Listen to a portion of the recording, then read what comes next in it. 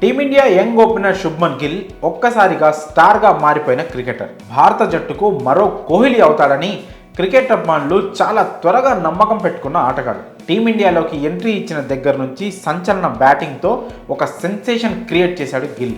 భవిష్యత్తులో ఇండియన్ క్రికెట్కు అసలు ఏమాత్రం ఢోకా లేదని అభిమానులు గుండెలపై చేయి వేసుకొని ధీమాగా ఉండేలా చేశాడు తన బ్యాటింగ్తో. కానీ ప్రస్తుతం గిల్ ఆడుతున్న తీరు క్రికెట్ అభిమానులను ఆశ్చర్యానికి గురి చేస్తోంది.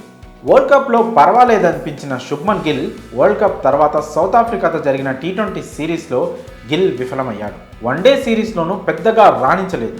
దీంతో గిల్ ప్రస్తుత ఫామ్పై విమర్శలు వస్తున్నాయి. ఇప్పుడిప్పుడే టీంలో ఎదుగుతున్న క్రమంలో ఫామ్ కోల్పోవడం కెరియర్పై తీవ్ర ప్రభావం చూపుతుందని క్రికెట్ నిపుణులు సైతం అభిప్రాయపడుతున్నారు. తాజాగా సౌత్ ఆఫ్రికాతో జరిగిన తొలి టెస్టులోనూ శుభ్మన్ గిల్ దారుణంగా విఫలమయ్యాడు. ఈ క్రమంలోనే టీమిండియా దిగ్గజ మాజీ క్రికెటర్ సునీల్ గవాస్కర్ మాట్లాడుతూ శుభ్మన్ గిల్ బ్యాటింగ్ స్టైల్పై షాకింగ్ కామెంట్ చేశారు. శుభ్మన్ గిల్ చేస్తున్న పొరపాటు ఇదే అంటూ ఒక పాయింట్ను ఆయన హైలైట్ చేస్తూ వ్యాఖ్యానించారు. గిల్ జనరల్గా మరీ అంత అగ్రెసివ్ ప్లేయర్ కాదు, అలా అని మరీ జిడ్డుగా కూడా ఆడు. టీ20లో అతని స్ట్రైక్ రేట్పై విమర్శలు ఉన్నా వన్డే టెస్ట్ క్రికెట్లో మంచి స్ట్రైక్ రేట్తోనే బ్యాటింగ్ చేస్తాడు. ఇప్పుడు సునీల్ గవాస్కర్ ఇదే విషయాన్ని ప్రస్తావించారు. శుభ్మన్ గిల్ తన న్యాచురల్ గేమ్ కాకుండా కాస్త ఓవర్ అగ్రెసివ్గా ఆడేందుకు ప్రయత్నిస్తున్నాడని, అక్కడే గిల్ దెబ్బతింటున్నాడంటూ గవాస్కర్ చెప్తున్నారు. ఒక లెజెండరీ క్రికెటర్గా గవాస్కర్కు ఎంతో అనుభవం ఉంది. పైగా కామెంటేటర్గా కూడా నిత్యం ఆటగాళ్ల బ్యాటింగ్ శైలిని చాలా కీన్గా అబ్జర్వ్ చేస్తుంటారు.